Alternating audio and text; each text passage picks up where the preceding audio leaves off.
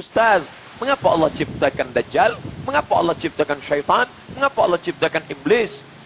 Saya buat pertanyaan kepada siswa, pelajar-pelajar, penuntut ilmu. Siapakah Raja Saudi Arabia? A. Sulaiman, B. Salman, C. Ahmad, D. Muhammad. Maka pelajar akan menjawab satu di antara empat. Dia kena pilih. Maka dia akan pilih Salman bin Abdul Aziz. Mengapa saya buat Sulaiman? Mengapa saya buat Ahmad? Mengapa saya buat Muhammad? Sebab saya nak uji pelajar saya. Boleh tak ia membezakan mana yang raja sebenar, mana yang bukan, mana yang memimpin Saudi Arabia, mana yang bukan. Maka makna daripada Allah ciptakan Dajjal supaya manusia lulus daripada ujian, membezakan mana yang hak, mana yang batil. Maka datang syaitan, la'atiyannahum min baini aydihim, aku akan datang dari hadapan, wa min khalfihim, dari belakang, wa an aymanihim, dari kanan, wa an syama'ilihim, dari kiri. Fala tajidu aktsarahum syakirin.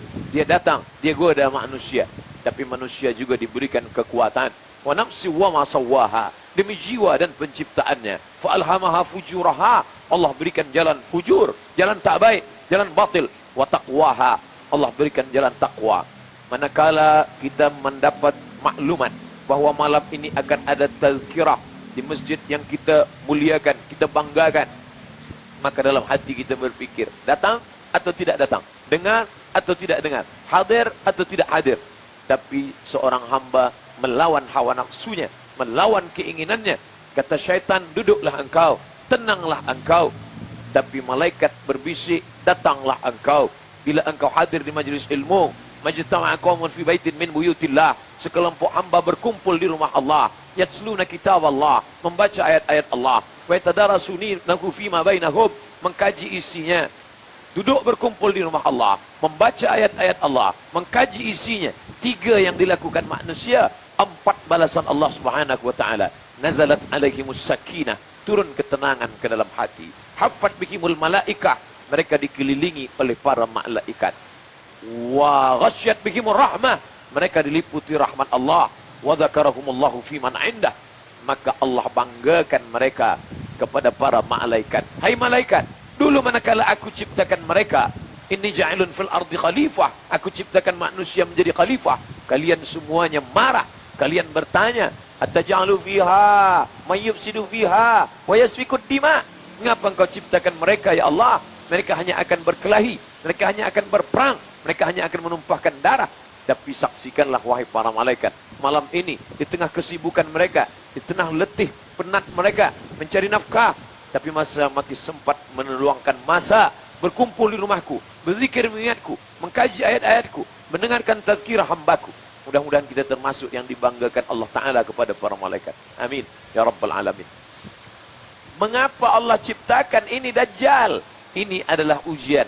Ahasiban nasu ayyutsraku, apakah manusia itu menyangka mereka ayyutsraku, dibiarkan begitu saja? Ayyaqulu amanna, mereka berkata kami beriman. Wahum la yuftanun, padahal mereka belum diuji.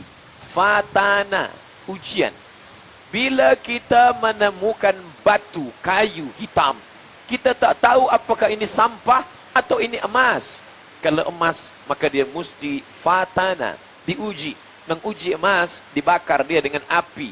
Manakala kita bakar dengan api yang amat sangat panas, meleleh, hilang hitamnya, tampak cahayanya, berarti dia emas.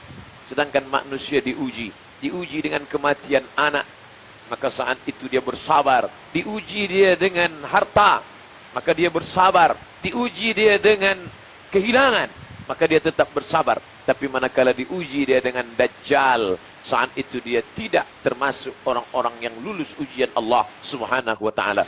Apakah Ustaz Abdul Samad yang memberi tazkirah tentang Dajjal itu lulus daripada najah, berhasil daripada Dajjal?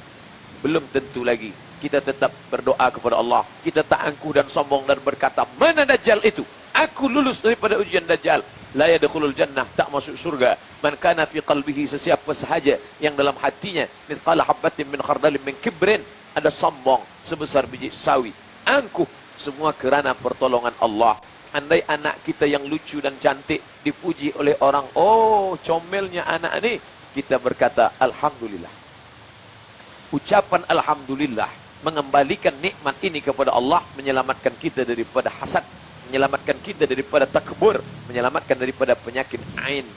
Sebab daripada ain muncul daripada sifat angkuh sombong, sifat iri dan hasad. Maka manakala datang pujian Allah, Masya Allah, ini luar biasa, ini hebat, kita berkata Allahu Akbar, kerana ada yang lebih besar daripada nikmat ini. Siapa dia? Allah. Balikkanlah segala sesuatu kepada Allah untuk menyelamatkan